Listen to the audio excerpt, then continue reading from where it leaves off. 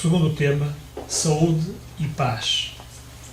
Temos como oradora a doutora Joana Silva, formada pela Faculdade de Medicina da Universidade do Porto, membro da Associação de Médicos Espíritas do Norte, onde é responsável pelo departamento académico.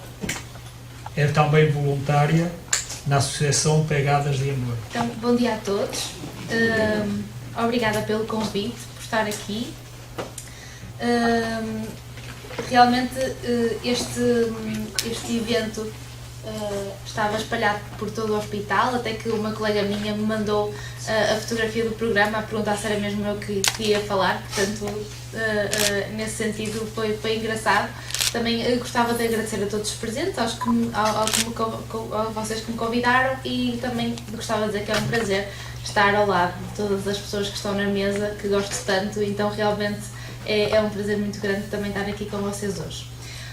O meu tema é saúde e paz, porque realmente nós estamos aqui para falar sobre algo muito mais do que saúde e espiritismo. Porque sim, nós somos espíritas, usamos o conhecimento espírita para conseguirmos perceber o quanto importante é ver o ser humano numa visão integral, mas aqui a questão é nós percebermos o quanto a importância da espiritualidade para o doente tem na sua saúde, o quanto essa busca interior, essa reforma íntima, essa preocupação com os seus sentimentos, com as suas emoções tem no seu dia-a-dia. E realmente torna-se essencial, mesmo no trabalho que vocês fazem, procurar a espiritualidade do doente e do quanto essa espiritualidade o ajuda a ultrapassar os seus problemas, porque obviamente nós não queremos que os nossos doentes sejam todos espíritas, ou porque isso nem sequer, não é? Se nós pensarmos, nem sequer faz sentido. O que faz sentido é ajudarmos o doente a procurar alguma coisa dentro de si que faça com que a sua vida tenha sentido, que faça com que o seu sofrimento tenha sentido e que o ajude nesse momento difícil que está a passar pela vida. Então realmente hoje estamos aqui para falar sobre saúde e espiritualidade e na importância que isso tem para os nossos doentes, na forma como eles encaram a doença. Então, começando a falar no nosso tema, na saúde e paz, vemos que a Organização Mundial de Saúde define saúde não apenas como a ausência de doença, mas também como a situação de perfeito bem-estar físico, mental e social.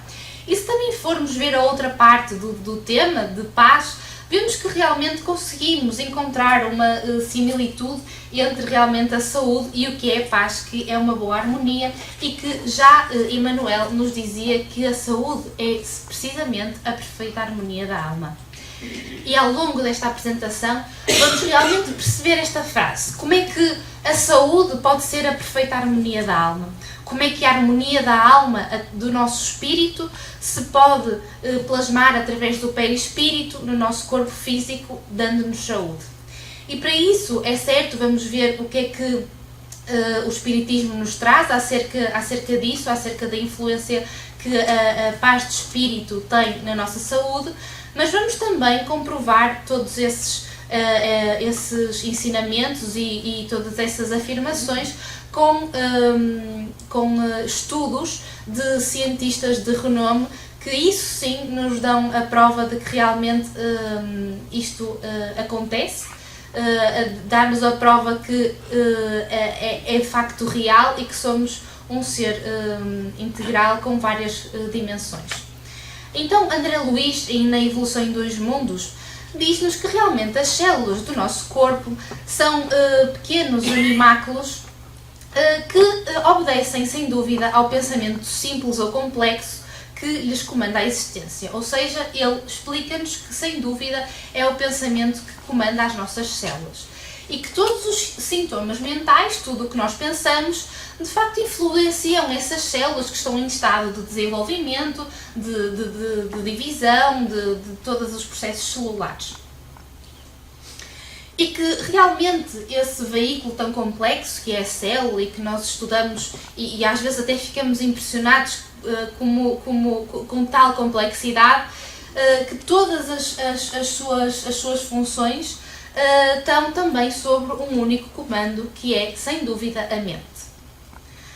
E hoje em dia, já no mundo da ciência, nós começamos a ver cientistas a estudar sobre este assunto e realmente o Dr. Michael Ruff, que é um imunologista e investigador, também ele, e decorrente de todas as suas investigações, ele diz-nos que sem dúvida o pensamento e o sentimento podem afetar então o movimento, a divisão ou outras atividades das células. E assim como uma experiência, para nos comprovar isto mesmo, eu trago-vos a experiência dos cristais da água de Masaru Emoto, em que ele estudou como é que os sentimentos, os pensamentos poderiam ter realmente influência em algo como a água. Então o que é que ele fez? Ele pegou em 100 placas de Petri, 100 recipientes, colocou lá a água, congelou-os e depois foi analisar com microscopia os cristais que derivavam dessa água e numas placas de Petri uma equipa de investigadores pensava pensamentos como obrigada, ou outros paz, outros vamos a isso, ou amor pela humanidade, e noutros ele pensava outros sentimentos assim mais negativos, como odeio-te, maldade, não prestas, guerras. E então aqui nós, através do microscópio, podemos ver que realmente os cristais decorrentes desses diferentes pensamentos são bastante diferentes. Então a partir daqui nós podemos começar a pensar que realmente, de facto, os nossos pensamentos têm bastante influência nas nossas células, como vimos através dos cristais da água do Masaru Emoto, que se vê claramente a diferença entre os sentimentos bons e os sentimentos maus que nós emitimos. Então, até agora vimos que realmente as células são comandadas pelo pensamento. Podemos chegar à conclusão, através de tudo isto, mesmo com as experiências mais recentes, que, sem dúvida, as células são comandadas pelo pensamento. Mas então de que forma? E é isso que a seguir vamos tentar perceber.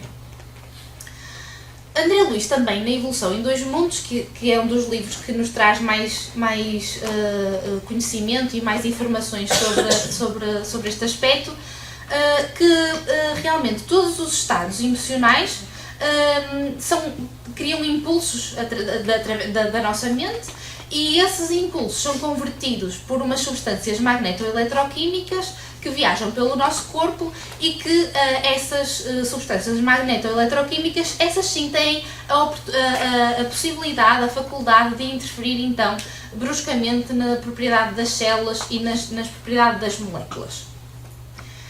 E que, conforme diferentes estados emotivos da consciência, elas vão agir de determinada forma, como nós já conhecemos, como várias hormonas agem e sabemos perfeitamente o seu mecanismo de ação, como a adrenalina nas suprarrenais, ou a insulina no pâncreas, a testosterona nos testículos, enfim, é algo neuroendócrino que realmente é produzido através do impulso da mente e que depois vai ter o seu resultado em órgãos específicos do nosso corpo. E também nos fala que a cólera, o desespero, a crueldade e a intemperança anulam quase todos os recursos que o nosso corpo tem de se defender, todos os nossos recursos imunológicos. Então, agora passando para a parte da ciência e da comprovação de tudo isto, nós vemos que a doutora Candace Pert, que foi uma investigadora que durante muitos anos descobriu, fez imensas descobertas na área da ciência, entre os quais os receptores da morfina e todas essas descobertas assim de grande escala, ela, a partir de uma certa altura da sua vida, começou-se a dedicar a perceber de que forma é que as emoções agiam no nosso corpo, que mecanismos é que realmente elas usavam e que repercussões teriam no nosso corpo.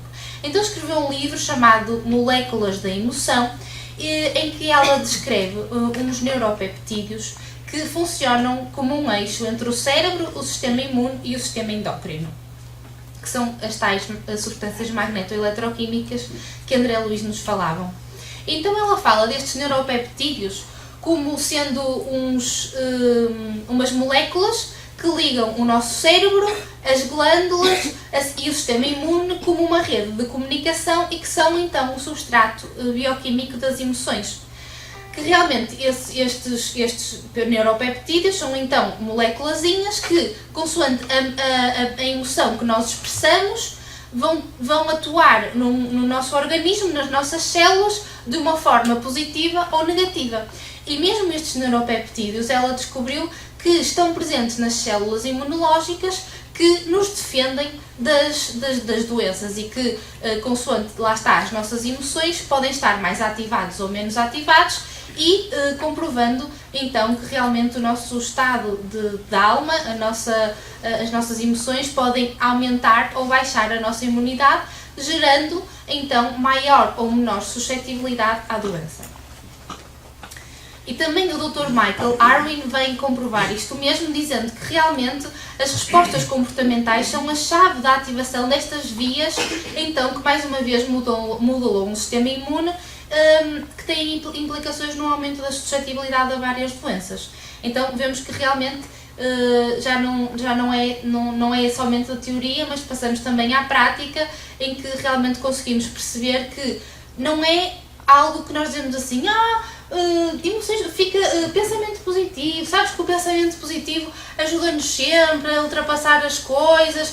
Não, claro que isso é verdade, não é? Mas a questão é que realmente as nossas emoções positivas têm uma repercussão física no nosso organismo e na forma como as nossas células encaram a saúde, na forma como as nossas células trabalham no seu dia-a-dia para trabalharem o melhor possível e vão trabalhar o melhor possível quanto mais boas emoções, mais bons sentimentos nós tivermos. E o Dr. Michael Ruff também nos diz que o estado emocional é sim o principal agente que determina a capacidade da pessoa combater a infecção. Quanto melhor o nosso estado emocional, mais estaremos capazes de realmente combater a infecção. Já mesmo hoje nós sabemos perfeitamente que, por exemplo, quando dormimos menos, o nosso sistema imunológico fica mais fraco, mas quando nós dormimos menos, o que é que nos acontece? Ficamos mais birrentos, mais chateados, ou seja, todas essas emoções têm de facto uma repercussão ao nível do corpo físico.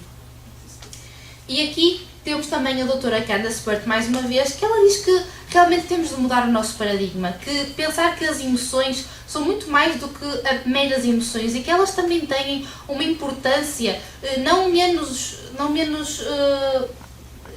não têm menos importância do que as substâncias materiais ou físicas, têm exatamente a mesma importância e que devemos então vê-las como sinalizadoras celulares, envolvidas também em todos estes processos celulares e que realmente transformam a mente em matéria. Muito bem, fazendo agora o resumo da segunda parte, antes tínhamos visto que as células respondem ao nosso pensamento. Agora vimos que elas, sem dúvida, são comandadas pelo pensamento através destes neuropeptídeos, que são substâncias magneto-eletroquímicas e que é algo muito mais do que aquilo que nós ouvimos falar do saber popular, ou seja, que já está a ter comprovação na ciência. Então agora vamos ver se através se as diferentes emoções têm diferentes ações. Será que é diferente nas emoções negativas e nas positivas? E então o Emmanuel, no livro Pensamento e Vida, diz-nos que realmente todos os sintomas mentais depressivos influenciam as células em estado de mitose, estabelecendo fatores de desagregação, ou seja, que estes sintomas de tristeza, de angústia, levam as células a desorientarem-se assim um bocadinho nas suas funções e de dizerem, olha, não quero trabalhar mais, não quero saber, vou deixar as coisas acontecerem. E que realmente essas emoções doentias mais profundas, quaisquer que sejam, geram então estados enfermiços. E que os reflexos dos sentimentos menos dignos que alimentamos voltam-se precisamente sobre nós mesmos, depois de convertidos em ondas mentais, tumultuando o serviço das nossas células. Ou seja, realmente os pensamentos negativos que nós temos, nós interiorizamos, voltam-se contra nós, digamos assim, e fazem com que realmente as nossas células comecem a ficar um bocadinho sem saber o que fazer, pouco harmonizadas. E que, ao contrário, as emoções positivas quer a prática do bem, simples e infatigável, pode modificar a rota do destino e que, de vez que o pensamento claro e correto, com a ação edificante, realmente interfere nas funções celulares de uma forma positiva. E aqui temos outro cientista, o Kazuo Murakami, que também, lá está, nenhum deles é espírita, mas são todos bastante espiritualizados. O Masaru Murakami até penso que seria budista ou algo assim oriental, e então ele começou a estudar estes assuntos e percebeu que realmente os nossos genes não são imutáveis, que se alteram em resposta a diversos fatores. Antigamente, quando ainda não se sabia nada dos genes e do código genético, achava-se que quando os cientistas descobrissem os genes que se iria perceber porque é que uns têm umas características, porque é que têm outros porque é que têm outras, e que realmente se iria explicar tudo através dos genes. Mas a verdade é que quando se conseguiu descodificar o genoma humano, se conseguiu perceber que o nosso genoma era quase idêntico ao do macaco e que realmente as diferenças entre nós eram perfeitamente impossíveis, era tão pouco que era perfeitamente impossível explicarmos todas as diferenças que existem entre nós, então que realmente tem de haver algo mais. E então o caso Murakami estudou é que realmente os nossos genes não são imutáveis, ou seja, nós nascemos com aqueles genes, mas agora estão a ser estudados múltiplos mecanismos que, digamos assim, ligam e desligam o gene consoante precisamente a nossa atitude mental. E fez pesquisas, e inúmeras pesquisas recentes demonstraram que realmente a nossa maneira de pensar pode precisamente desativar ou ativar os genes. Por um lado, estudos têm demonstrado que os efeitos desfavoráveis, mesmo na expressão genética, dos fatores emocionais negativos, incluindo o choque, a ansiedade, o medo, a raiva, mesmo o ressentimento. Mas por outro lado, também foi descoberto que o riso, que é a expressão de uma emoção positiva, influencia a mente e o corpo a nível molecular e biológico, e que realmente as emoções positivas induzem a expressão de genes que codificam os tais neuropeptídeos que atrás falávamos. Trago uma experiência que está publicada num artigo em que havia diabéticos que têm as glicemias elevadas, não é? Que por vezes têm de ter insulina para baixar as suas glicemias. Então eles puseram um grupo de diabéticos a seguir assim a uma refeição e puseram-nos a ver um vídeo assim muito alegre, com uma comédia que fazia-os rir e fazia-os ter bons pensamentos. E a outro grupo puseram também a vê-los um vídeo com filmes de guerra, de tristeza, que lhes provocasse ansiedade, e depois foram medir a glicemia a esses dois grupos após esse filme, e o que verificaram é que realmente aquele grupo que tinha emoções positivas, consoante o tempo, a sua glicemia era muito mais baixa, e que realmente provaram que emoções positivas têm uma boa repercussão na saúde. E a verdade é que realmente, mesmo o caso Murakami, o que conclui é que, à medida que a pesquisa progride, as pesquisas científicas, que essas pesquisas podem nos explicar os ensinamentos quer de Buda, quer de Cristo, e que descrevem-nos, vão descrevê-los como mecanismos de ativação e desativação genética. E que Emmanuel também diz-nos para não nos esquecermos que realmente apenas o sentimento reto pode esboçar o reto pensamento, sem os quais a alma de facto adoece pela carência do equilíbrio interior. E conseguimos perceber, sem dúvida, e voltando ao início da nossa palestra, que sem dúvida a saúde é a perfeita harmonia da alma. E antes de nós passarmos tudo isso para os nossos doentes, para aqueles de quem cuidamos, e aqui vocês também realmente o fazem dia a dia, temos de olhar para nós próprios, ver as nossas próprias emoções, pensar no quanto elas nos afetam, no quanto nós, como nós lidamos com os nossos pensamentos, não é? Com aquilo que nos acontece no dia a dia, se nós pensamos nisso numa forma positiva, numa forma de querermos conseguir mudar e não de crítica, porque tudo isso realmente é destrutivo mesmo para as nossas células, e mesmo Jesus nos dizia que realmente, e nós percebemos que é através do exemplo que conseguimos influenciar os outros. Então também essa parte, não é, de primeiro querermos mudar a nós próprios, querermos que as nossas emoções sejam mais positivas que negativas, para que, sem dúvida, consigamos em primeiro lugar a nós e depois ajudar todos aqueles que passam-nos pelas mãos, explicando o quanto realmente as emoções positivas têm benefício na sua saúde, quer eles sejam espíritas, quer eles sejam católicos, quer eles sejam budistas, quer eles sejam ateus, porque realmente há ateus que utilizam as emoções positivas de uma forma que nós se calhar não conseguimos, não é? E tudo isso é que é a beleza da espiritualidade, de sermos um ser integral e de conseguirmos, através das nossas emoções, conseguirmos uma saúde do corpo como um todo. Trago-vos só aqui um poema escrito que eu acho muita piada pelo poeta Alegre, que se chama Vírus da Alma, e então vou passar a lê-lo. O vírus do egoísmo espalhou-se na sociedade, penetrou nos corações dos que desconhecem a bondade. A mágoa fez-lhe companhia, então funesta digressão, e o homem acabou com o balido do coração. O orgulho apanhou leia com este duo tenebroso, penetrou no homem, tornando-o mais nervoso.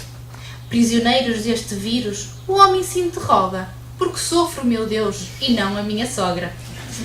Embotado raciocínio, mergulhado no seu ego, não se apercebe o homem que vive como um cego. Tantos vírus achacam a nossa humanidade, que urge medicação que lhe devolva a sanidade. Essa é fácil e barata de obter e tomar. Está no Evangelho, humildade a dobrar. Com fraternidade, humildade, simplicidade, matarás de uma só vez os vírus da ruindade. Desculpar, perdoar, amar. São etapas a cumprir, se te quiseres espiritualizar e por dentro evoluir. Identificada a doença e o remédio jus, agradece ao médico que se chama Jesus. E de facto, percorria Jesus todas as cidades e aldeias, ensinando nas sinagogas deles e pregando o Evangelho do Reino e sem dúvida, curando todas as enfermidades e moléstias entre o povo, curando os verdadeiros vícios da alma. E terminando só com o Dr. Bezerra de Menezes, que nos diz que Jesus, sem dúvida, continua a ser o nosso divino médico, receitando o amor por solução nas nossas dores, pois somente o amor é remédio capaz de arrastar a doença do egoísmo para bem longe do nosso caminho.